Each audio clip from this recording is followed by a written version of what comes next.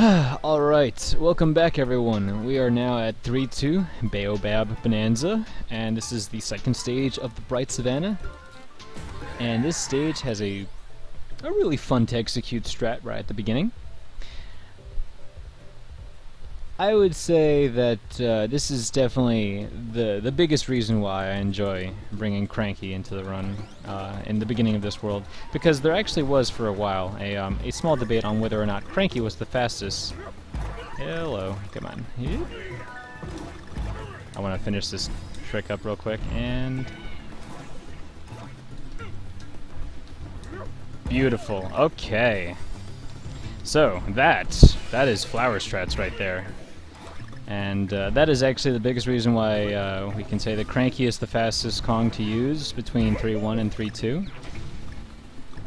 Ghoul02, also known as our resident Dixie fan club leader, he was the one who wanted to argue having Dixie in as many stages as possible. Now, he is not arguing that Dixie is the fastest in every stage.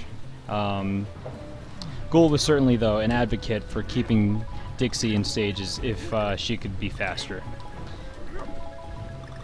Now, because of the trick that's at the end of 3-1 being so difficult with Cranky, it's not a surprise that he wanted to say that Dixie was faster.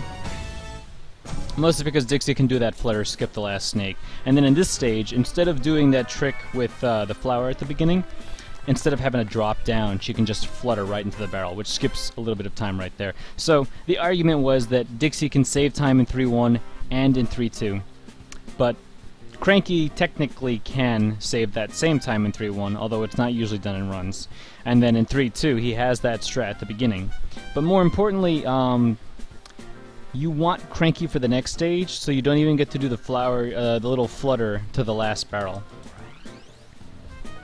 And you need Cranky for the next stage for a very, very difficult trick. But before we get to that, let's go back over BEY-OH-BAYAB.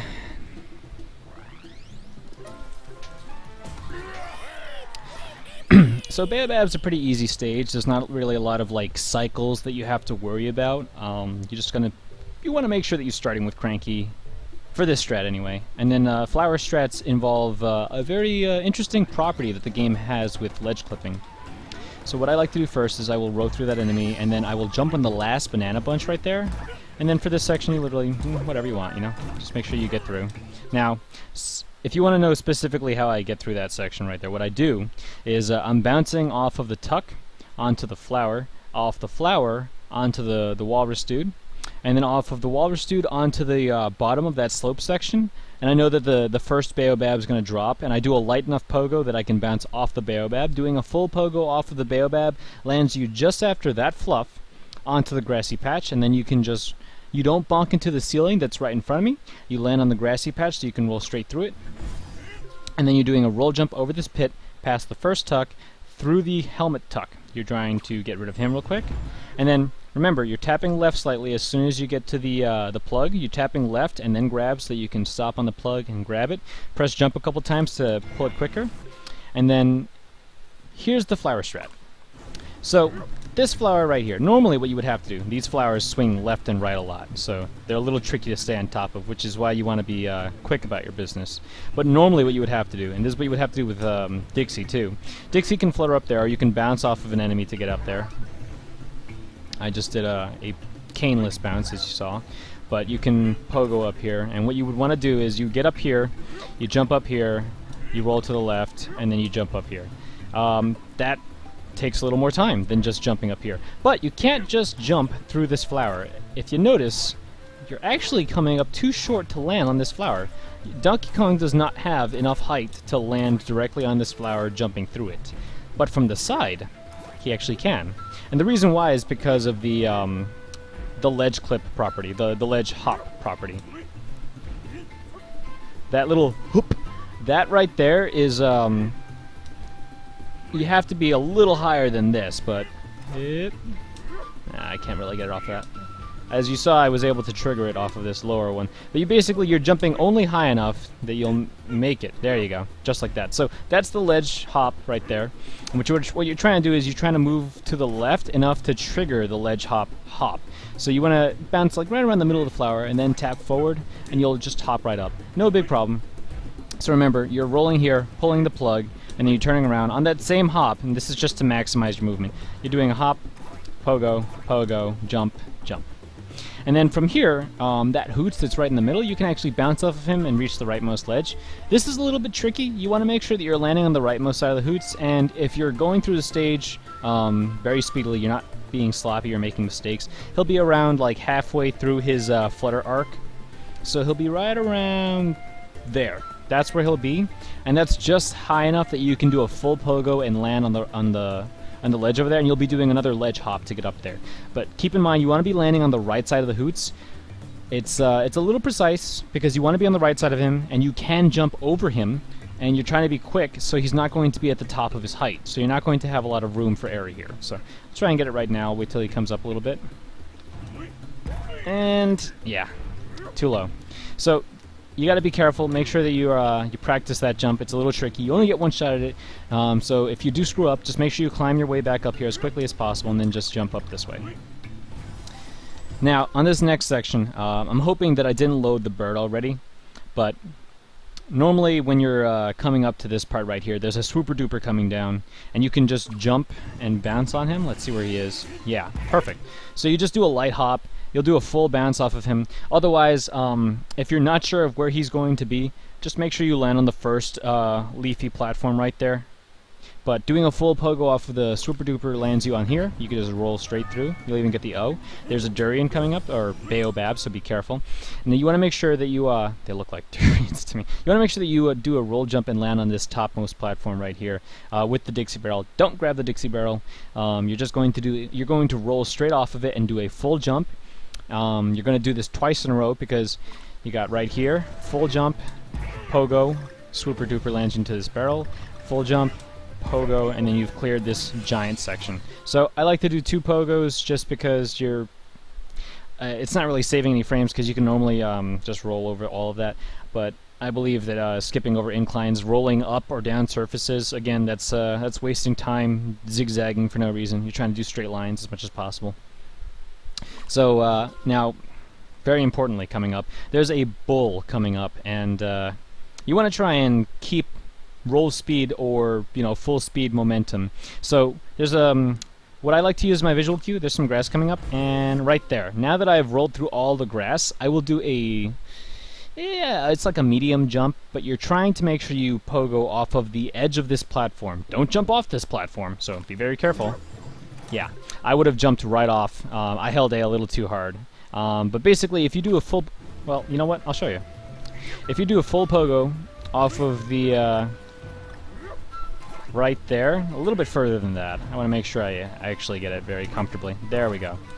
You'll land right on this flower. And, oh. This is the longest puzzle piece in the game. You have to collect all of these bananas. We're not about wasting time, so this is not a puzzle piece that I'm going to be getting. But anyway, after you successfully land on the flower, just keep going. Oh shoot, I've already loaded all these BEY-OH-BAYABs.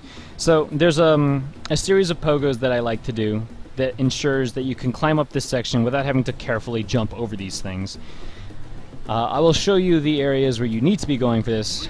Basically, as I roll past this area, you will be able to roll through that grass. And after you roll through that grass, there should be another BEY-OH-BAYAB.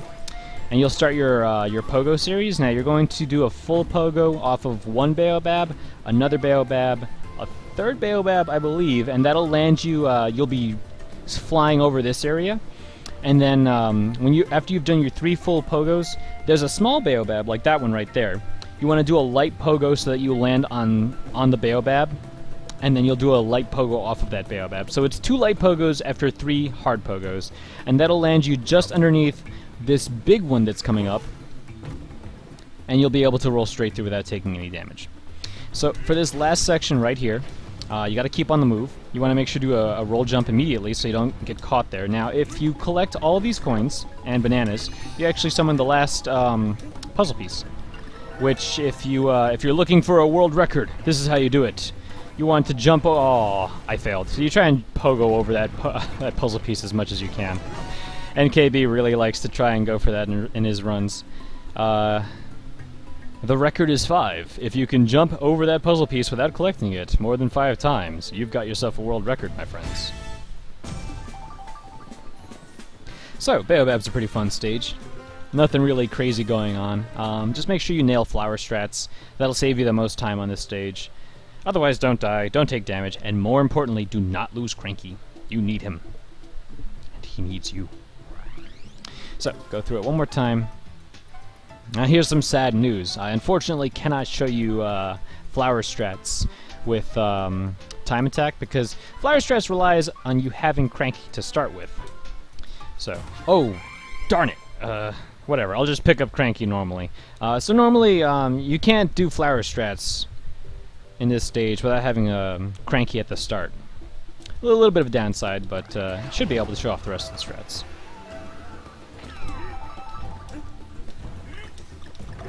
Okay. And then you can do a full roll jump over that. Very nice. Now, this is basically the second speediest strat that I can come up with. I'm gonna wait for Cranky. Okay. If you're going for time attack, you actually want to pick up Dixie because of the fact that she can save that last jump you'd be doing. But otherwise, I have confidence that this isn't going to be a problem for this stage.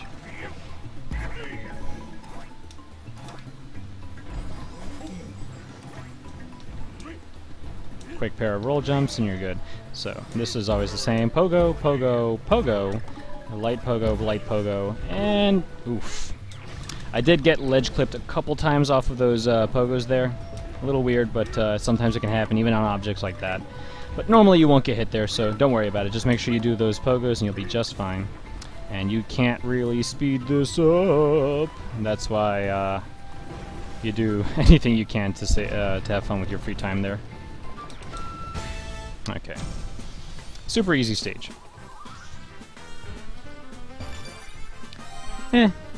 So it's just a regular gold time. Waiting for Cranky and not skipping the flower at the end. Cost me too much time for the shiny gold time. No big deal.